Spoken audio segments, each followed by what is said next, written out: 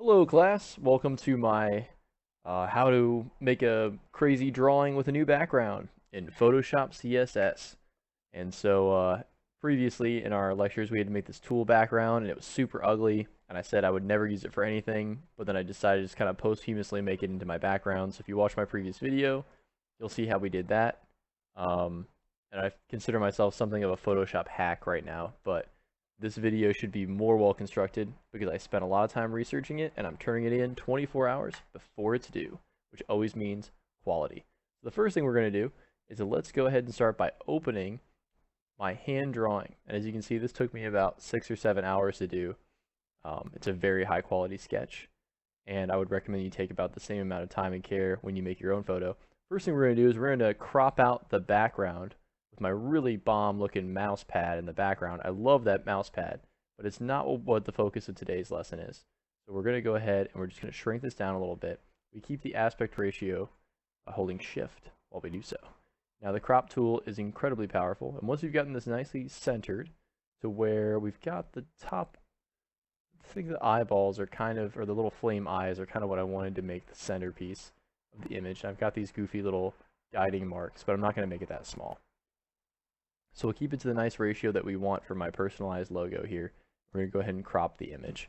So this gives us a nicer working space right here, and we can zoom in by hitting Control plus to give us a little bit more of an easily workable space. And then what we'll do is we'll go and grab, I'm using a flames background.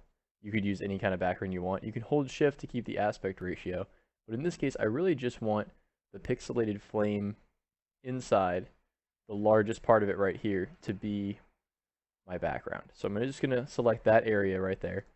And what we'll do is we're going to go over to look at these two different layers. So see here we have the background and we have this layer right here. But what I also need to do as my third step is to make sure that this image, none of that granular white from my pixelation on my camera starts to transfer onto this background image when we overlay the two. So what I want to first do is go to this working layer right here. We're going to go to images. Oops. Make sure I actually have the right one selected. Image, adjustments, and desaturate the image, which you'll notice sort of mutes out the color scheme that I have here, but that's really not enough. We're going to modify the layer by hitting Control L, which will bring up the light levels panel. So in here I can choose what are my whitest whites, my blackest blacks, and you can see there's a little bit of noise happening right here on the white column. So we're going to drag this bar over slightly, and then also get rid of some of these deep blacks that it thinks is detecting, and bring us just down to where the last blacks actually appear in the image, or where we have the biggest color spike right here. And now some of that granular background is becoming much more visible, which is exposed by the light tool. So what we'll do is we'll adjust the slider bar till we have only white and black contrast in the image. Pardon my ringtone in the background here. And once we're good with that, we'll hit OK.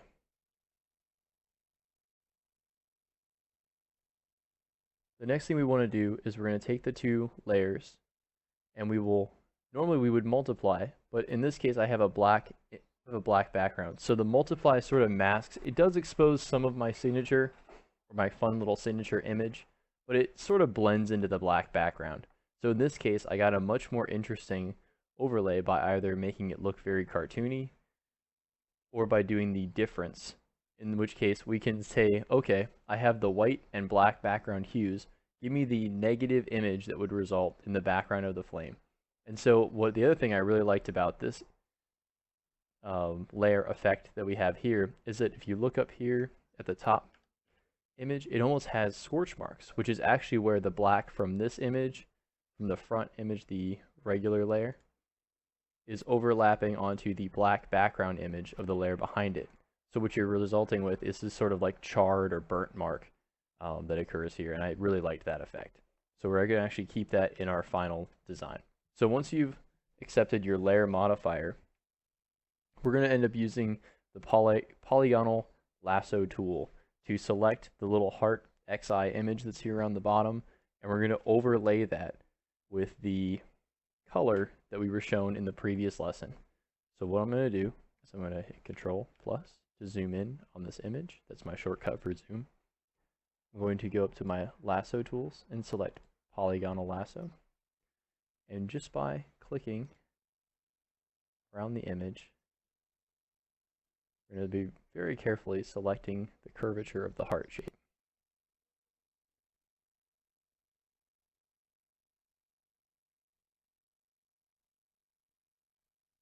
Or being very quiet makes your hand steadier, or so they tell me. So I'm actually going at a pretty decent speed here. I thought this would take me a lot longer. There it is. Now to remove the area on the inside where I want to keep the X eyes, hold Alt, and that will give me the subtracting tool. So notice how there's a little minus indicated next to the polygonal lasso, which means that I am now removing that data from the inside of my selection. And we'll repeat the same process for each of these eyes and for the mouth down at the bottom. So that way we'll get a negative space where the mouth is, which will allow us to see the flame image, which is our background underneath.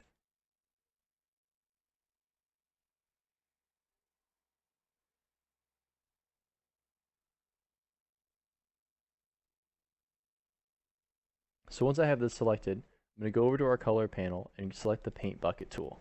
I also want to change the background. I don't want this white that's currently selected. I want to try to find a more fun, I guess it's a heart, so I'm going to go with a more like pinkish red color. This pink color would be a weird like photo negative over top of the flames that are blue.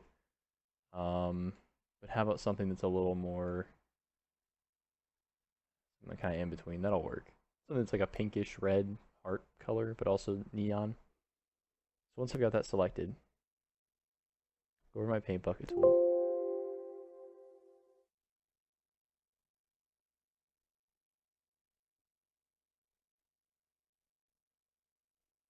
Go ahead and fill it in with the color. Now what's happened is that it's selecting it, but over top of the flame background, so I'll just have to click it a few times here to get it to colorize the way I want it to. What's actually happened is that the reason that it asked me if I wanted to convert to a smart image and save the selection is because there's a color gradient from the background image behind it, which really doesn't affect it in this case. If I had selected only the background and then done my selection, it would have been a little bit easier, but in this case it chose it over top of the flame object. Now the next thing I'm going to do is go up to the select tool, and that'll let me to bring this menu, oops, come on, to where I can now right click with the select tool, because it's thinking that, hey, we're going to make a selection here. And I can go down to say new layer via cut. So that will ignore what I had behind it and just give me my cut selection. And as you can see, because we're doing a photo negative, it shows up green. That's pretty neat. So now on this layer here, we're going to double click here in the negative space to bring up my blending options and all of the fun overlays that I can do here. What I want to do is I'm going to put a shadow behind the image. Where's my... Go to this inner shadow here. You can change the direction of the lighting to whichever way I want it to be. I don't want it to have any opacity. I want to have like a hard shadow behind it. Increase the size and accept it once we find the color to our liking. Once we've got the color effect set up behind it, we can go ahead and what I actually want to do now is I'm going to go up to my layers and create a new fill layer behind this whole thing that's a solid color. Because there's already so much going on with the flame background. Unlike the example lesson that we were going off of, I don't really want to make it too convoluted by having a color gradient behind a flame background. We're actually just going to do a solid color here. And we can go ahead and we can choose the color. I'm just going to have like a black background. Actually, you know what? Check that. We're going to make it match the heart. That way we have kind of a neat effect going on here too. And we will, so as you can see, we've still got the same image behind it. Let me zoom out. It's very hard to see what we're doing here on this workspace. Well, essentially we're going to use it as a border layer. So I'll grab my selection here, and actually thankfully Photoshop will actually tell me when I have a perfect square.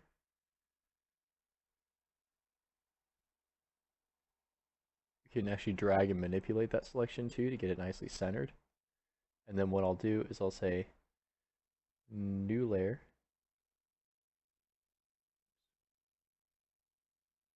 I want to do layer via cut. Why is it not letting me do that? Hold on, technical difficulties. because you know what I need to do first? Let me go ahead and flatten this image first. Discard the hidden layers to just give me a flat image to work with. Then I'll go ahead and do it, because I'm doing it a little bit differently than how it was shown in the previous lesson, but it still has the same sort of technique. So we'll do my new color fill layer, go ahead, select it that way. Then I can use my select tool to give myself a nice rectangle again. Oh, I had it nice the first time. Bear with me now. There it is.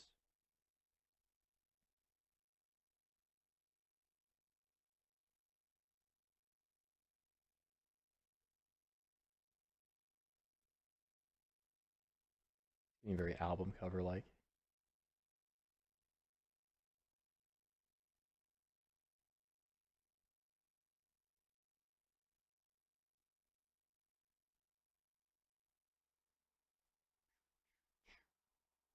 Come on, let me. There be a cut. What?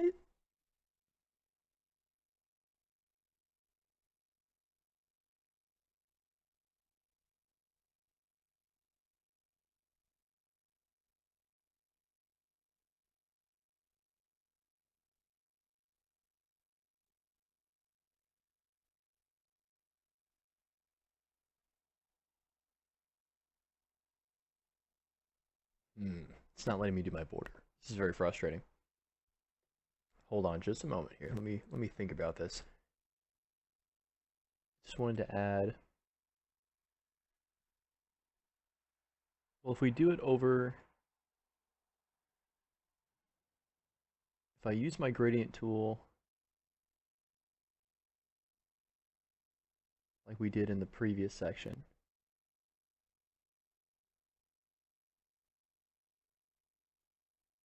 we go here, use the gradient tool, select a fun color scheme, drag it over the top, still using the same color, and then select with the selection tool. Get it centered. Layer via cut. Ah, I know why. Because what I was trying to do beforehand was, instead of using the paint bucket and painting a full fill layer or using the gradient, we're working in a separate layer, and it won't let you do a layer via cut if we're only working within one layer, which wouldn't make sense, right? If I cut out of the same layer, I'm not actually manipulating anything. But if I've made multiple changes or I have multiple imports on the same layer, I can do a layer via cut, and then I can manipulate that one as a separate layer. So that's why it's letting me do that, and that looks amazing. It wasn't what I was going to do before, but there's so many fun filters that can be done with this. Essentially, I will just use the multiply because it is what was selected in the lesson. So now you have, it's a little bit blurry though, unfortunately, because we're using that that color inversion technique. So maybe just find a new technique that looks fun. That neon element, that looks like something that would be on the record of some very trippy, very psychedelic album. And I'm actually just going to stick with that. It's got my lines and my colors distinctly labeled, and you can see the little heart logo at the bottom. You know, another fun thing that we could do here too would be to go ahead and zoom back in on the image. Actually, let's go all the way back. Sorry, I'm going to take you way back. We're going to go back before we did the layer via cut. We've got our selection here too. I'm actually going to go back to my selection tool. And we're going to actually do a lasso selection. Because I don't want this blended in. I want my previous colors to show.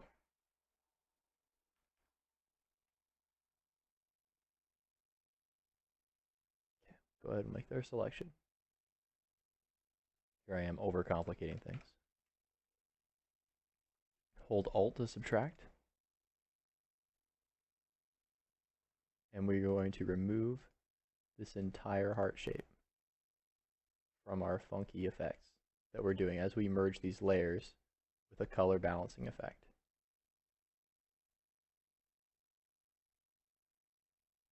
So here I am just holding Alt, selecting all the points on this polygon. And you'll see that now, if I zoom back out, I actually have the heart selected and the other one here, and now I can go layer via cut. It will not select the heart-shaped object, as you can see from the cutout.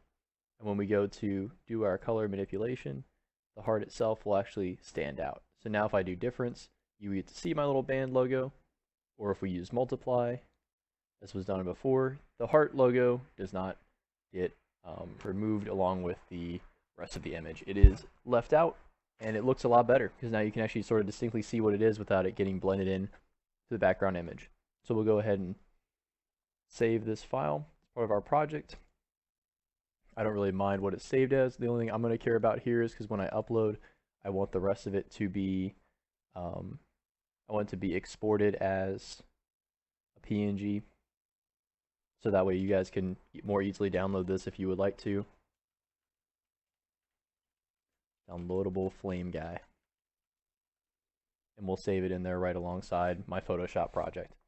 And that's all 8 techniques that we were taught in the video. Of course, I've taken a little bit of liberty and changed around some of the photo effects because I think that it'll look a little nicer, because in my case, I did use a black background instead of a lighter paper texture or something else.